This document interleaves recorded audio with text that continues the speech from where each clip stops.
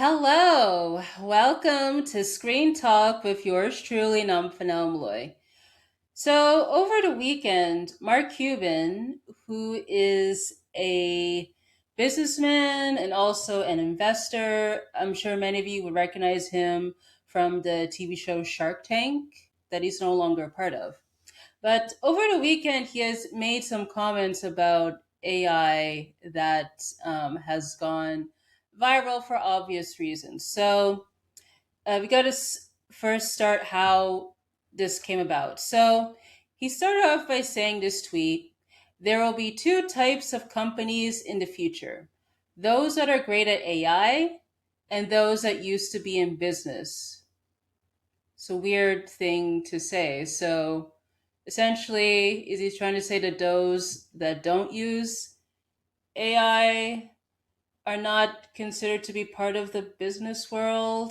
Or it's like I don't get this. But of course, people are calling him out in the comments, as you could see here. So Justine Bateman, who is a filmmaker. She used to be an actress. She's been very outspoken against AI. So she said in response to Mark Cuban's tweet, "This is nonsense." And then he said here, "Go back to 1995 and look at how streaming worked. It was hard to use. People laughed when we said it would replace traditional TV as a primary source of entertainment. Now no one has a clue how it works. It just works and everyone uses it." Said the same thing about the internet and newspapers and all analog media. Used to be you had to ship spools of 35 millimeter film to theaters. Millions of jobs lost across old school media, many more created. If you tried to stick with analog anything, your business went from large to really small or out of business. The exact same thing will happen with AI. If you lean how to use it to be more creative, more efficient, more communicative, etc., and evolve with it as it evolves, you will create far more jobs than you replace. So remember the word create, because we're going to get to that. But yeah, I don't think AI is going to be this revolutionary thing like how a lot of the pro AI people are making out to be, because we've seen significant backlash with AI. I've covered my fair share of AI related stories on the channel, but always like when something related AI comes out, there's always backlash for obvious reasons. So then he did a quote tweet of Justine Bateman's tweet here and said this: "Creators should love AI," in caps. I don't know why he spelled AI like that, but whatever. But yeah, that first sentence alone is a loaded statement there. Creators should love AI. I'm like, no, I'm a creator. That doesn't mean I have to love AI. Again, creators, if they want to use AI, that's their business. But just because the new thing is out there does not mean people have to embrace it. So just right off the bat with that first sentence is nonsense. And then it goes on to say, AI doesn't make uncreative people creative. It allows creators to become exponentially more creative. That's a hard disagree right there. Creative iteration that used to take hours, days, or weeks can happen in minutes. See, this is like the common thing with people that are very pro AI to say that, oh, like AI can do everything faster, it could do better than what humans can do, essentially. But I'm like, that's not the point of the creative process. Because it seems like with Mark Cuban, it's all about getting to the end result. Now, sure, like as creators, like the whole point is to finish the project, but also to get to enjoy the process at the same time too. Whether that takes a long time or short amount of time, it depends on the different components related to the project. But yeah, it's just ridiculous when we see arguments like this. To the pro AI people, it's all about creating the end result faster and quicker. It's ridiculous. The different routes you wanted to take but didn't have the money or skill to do. Now you can do. The number of gatekeepers drops every day and will eventually hit zero. If you know how to tell a great story, you will love AI. Now that's BS because I've learned how to create stories since elementary school without AI, and I can manage just fine without it. And I find like using AI is like the equivalent of, let's say, an athlete using enhancers to improve their performance out there. Like I find AI is just it's just cheating when you use that for the creative process to just get the stuff done faster and more efficient. And plus, too, there's a lot of ickiness going around, like with AI, because I think really the main thing is how it's been utilized as opposed to the technology itself, but it's just how the way things how I see it, it's not great with AI, not great at all. 99% of content fails. With AI, the cost and time it takes to experience and learn from those failures drop like a rock. Terrible. People who should hate AI in caps are those that try to control distribution and the creative process because they are the ones that control platforms and tools. Disagree with that statement. It's all going to change, only this time it won't take decades like it did with streaming. Yeah, it's just ridiculous because he's clearly all all about AI with Mark Cuban, which reminds me of like when during his last season at Shark Tank. I remember they kept showing ads for Google Gemini with him there, and it was just so annoying. They kept promoting that like crazy. It's just nuts. But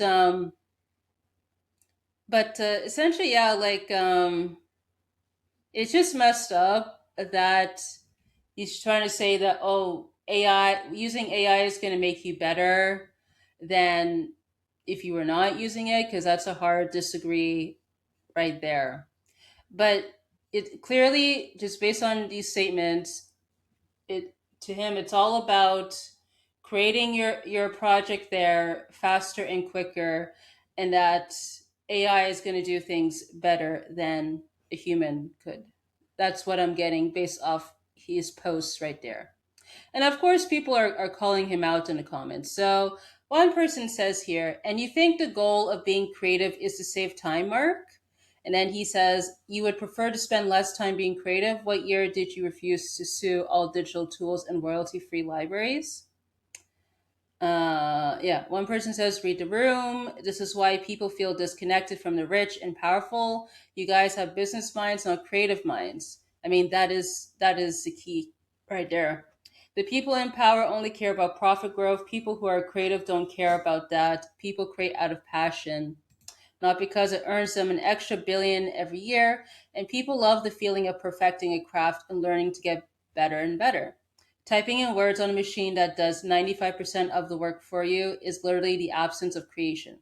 It's mindless slop, and the only people who like AI are non creatives. You can argue this as much as you like, but most people despise AI for stealing art and taking away the essence of what it means to create. I mean, I agree, like with the statement right there. That pretty much sums up this whole point here. Ever since he has made these comments, he's continuing to double down essentially with his comments on AI. So one person tweeted here saying, do tech people who talk like this about generative AI realize that every day we are inundated with hundreds of examples of it and can see its potential for ourselves? And then he says, used to be people laughed at streaming. First, it was only low quality audio. The when don't know what's going on here. When audio came along, it was the size of a postage stamp. Then there wasn't enough bandwidth to scale. To everyone who made money from media, it sucked and was going nowhere. Blah, blah, blah, blah, blah. Then he says AI is just getting started. AI isn't smart. but makes smart people better. Hilarious though, because how can you say AI is not smart, but yet it can make you smart? That's a bit contradictory there. But yeah, that this is messed up to say. But I guess I'm not surprised he's saying this, given his position with AI. And another one here I wanted to highlight.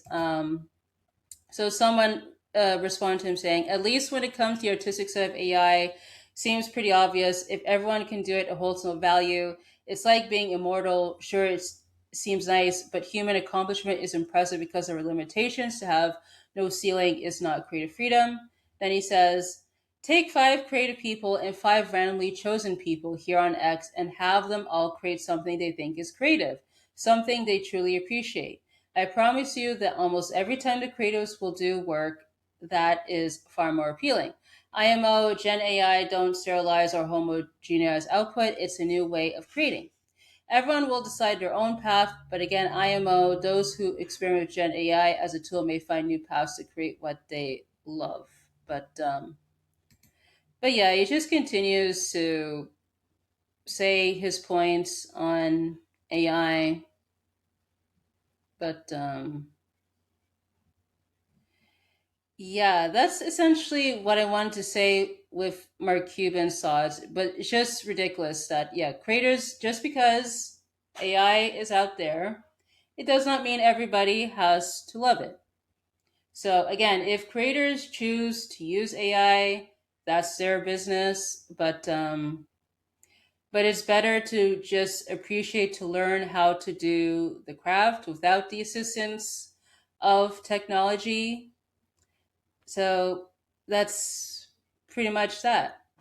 Now, I saw this a few hours ago. So there's this new organization called Creators Coalition on Artificial Intelligence. So they say, in light of the recent Disney slash OpenAI deal, the Creators Coalition on AI works to align filmmakers, technologists, craftspeople, labor representatives, executives, and social media creators with the goal of responsibly implementing AI across the entertainment industry and creative communities. The organization exists because AI is moving faster than any individual guild, studio, or institution can keep up. Without a unified strategy and robust guardrails, uncoordinated AI deployment risks devaluing creative labor, eroding trust in what we see and hear, and undermining human creativity. We are not a lobbying group. We are a coordination hub and think tank with technical expertise, bringing together labor, creators, and studios to build shared industry standards and protect our creative ecosystem. Our mission is simple: ensure that AI strengthens human creativity rather than replaces or exploits it. And then on their website, you could learn what they're all about, and you could sign the pledge here, which I'll share. This is their website here. They list out their full goals essentially, and then here you could pledge your support. And then they show the list of founders, which includes Daniel Kwan, Jonathan Wang, Joseph Gordon-Levitt, David Goyer, Janet Yang, Natasha Leone, and so forth here. And then the rest is just signatories, I guess, people that signed the pledge, and I'm sure it's going to continue to grow. So I just wanted to share this because I just saw this a few hours ago, and plus, given with this topic, I figured, yeah, it's relatable, and yeah, it shows that yeah, we do not have to love AI as creators. Now, as I said, some creators are gonna go for AI; it's their business, but for the most part, people are not on board with AI for various reasons. So that pretty much concludes this video. So I would love to know, what are your thoughts on Mark Cuban's post on AI over the weekend, and also too, what do you think about this new organization, the Creators Coalition on AI? Let me know in the comments section. So if you want to support me, you could visit buymeacoffee.com/numphymalloy, where you could donate and also to look at exclusive posts there. Also, too, I have a community tab on my YouTube channel where if you subscribe to the channel, you could be able to leave comments there as long as it's under community guidelines. And if you want to follow me on social media, my links are in the description. So I want to say thank you so much for tuning in, and I hope to catch you on the next one.